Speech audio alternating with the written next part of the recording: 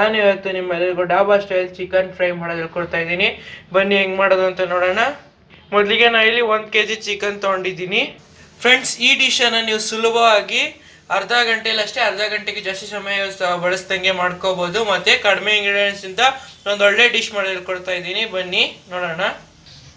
ಈಗ ಒಂದು ಬಾಣಲೆಗೆ ಒಂದು ಸ್ವಲ್ಪ ಎಣ್ಣೆ ಬರ್ಕೊಳ್ತಾ ಇದ್ದೀನಿ. ಒಂದು 2 ರಿಂದ 3 ಟೇಬಲ್ ಸ್ಪೂನ್ ಎಣ್ಣೆ ಹಾಕೊಳ್ತಾ ಇದ್ದೀನಿ ಇಲ್ಲಿ.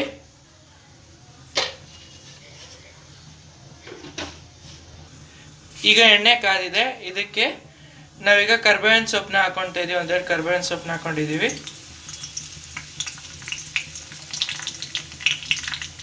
ಈ ಕರ್ಬೇವಿನ ಸೊಪ್ಪು ಹಿಂಗೆ ಎಣ್ಣೆಲಿ ಫ್ರೈ ಆಗಬೇಕು. ಈಗ ಕರ್ಬೇವಿನ ಸೊಪ್ಪು ಫ್ರೈ ಆಗಿದೆ. ಇದಕ್ಕೆ 2 ಈರುಳ್ಳಿನ ಹಾಕೊಳ್ತಾ ಇದ್ದೀವಿ. ಆದಷ್ಟು ಈರುಳ್ಳಿನ ಹೆಚ್ಚಿಗೆ ಹಾಕ್ಕೋಬೇಕು ಇದಕ್ಕೆ, ಈ ಡಿಶ್ಗೆ. ನಾವಿಲ್ಲಿ 2 ಈರುಳ್ಳಿನ ಬಳಸ್ತಾ ಇದ್ದೀವಿ 1 kg ಚಿಕನ್ಗೆ. ನೆಕ್ಸ್ಟ್ ಈಗ ಇದನ್ನ ಇದೇ ರೀತಿ ಎಣ್ಣೆ ಫ್ರೈ ಮಾಡ್ಕೋಬೇಕು.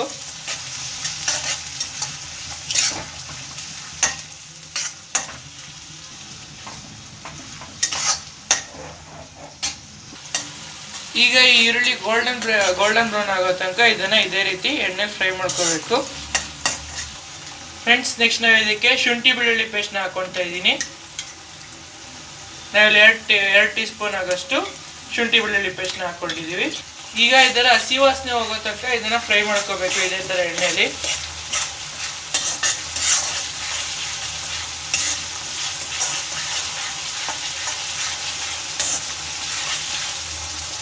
ಈಗ ಹಸಿ ವಾಸನೆ ಹೋಗಿದೆ. ಈಗ ಇದಕ್ಕೆ ಚಿಕನ್ ಹಾಕೊಳ್ತಾ ಇದ್ದೀನಿ. ತೊಳೆದಿಟ್ಕೊಂಡಿರುವಂಥ ಚಿಕನ್ ಹಾಕೊಳ್ತಾ ಇದ್ದೀನಿ.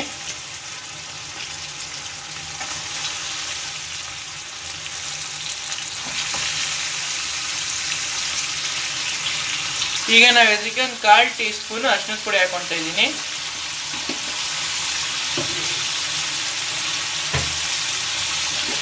ಇವಾಗ ನಾನು ಇದಕ್ಕೆ ರುಚಿಗೆ ತಕ್ಕಷ್ಟು ಕಲ್ಲುಪ್ಪನ್ನ ಹಾಕೊಳ್ತಾ ಇದ್ದೀನಿ. ಬೇಕಾದ್ರೆ ನೀವು ಪುಡಿ ಉಪ್ಪನ್ನ ಹಾಕ್ಕೋಬೋದು ಇದಕ್ಕೆ. ಈಗ ಇದನ್ನ ಫ್ರೈ ಮಾಡ್ಕೋಬೇಕು. ಮಿಕ್ಸ್ ಮಾಡಿಕೊಂಡು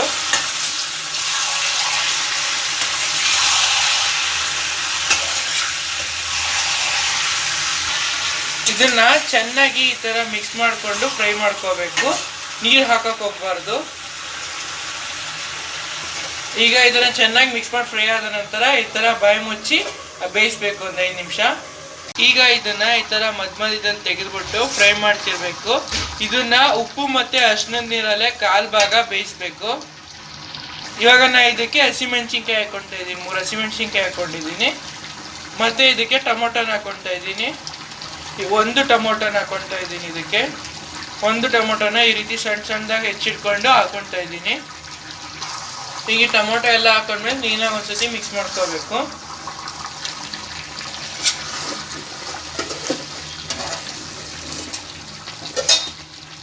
ಈಗ ಇದು ಮತ್ತೆ ಮುಚ್ಚಿಬಿಟ್ಟು ಒಂದು 2-3 ನಿಮಿಷ ಬೇಯಿಸ್ಬೇಕು.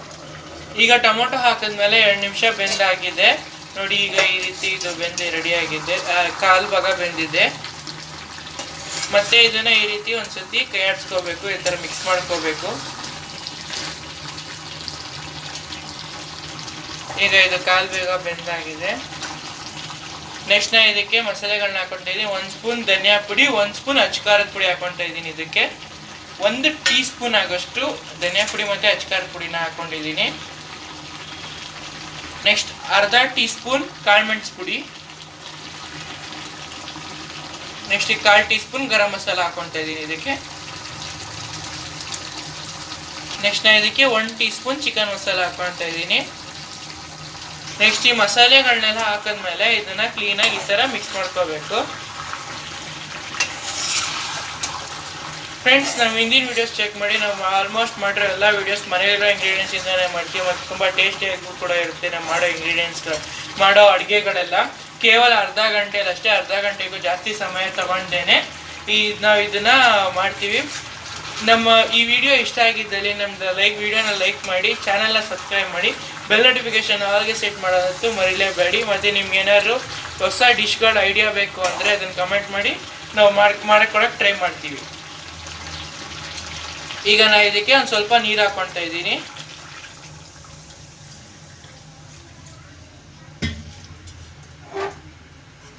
ನೆಕ್ಸ್ಟ್ ಇದನ್ನ ನೀರು ಹಾಕೊಂಡ್ಮೇಲೆ ಒಂದು ಸ್ವಲ್ಪ ಈ ಥರ ಫ್ರೈ ಮಾಡ್ಕೋಬೇಕು.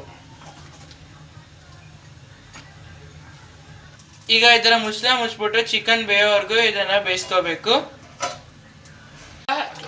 ಅವಾಗ ಇದರ ಮುಚ್ಚಳ ತೆಗೆದ್ಬಿಟ್ಟು ತಳ ಹತ್ತದಂಗೆ ಈ ತರ ತಿರುಗಿಸ್ತಾ ಇರಬೇಕು. ಒಂದ್ 2 ನಿಮಿಷಕ್ಕೂ ಈ ತರ ಮುಚ್ಚಳ ತೆಗೆದು ತಿರುಗಿಸ್ತಾ ಇರಬೇಕು.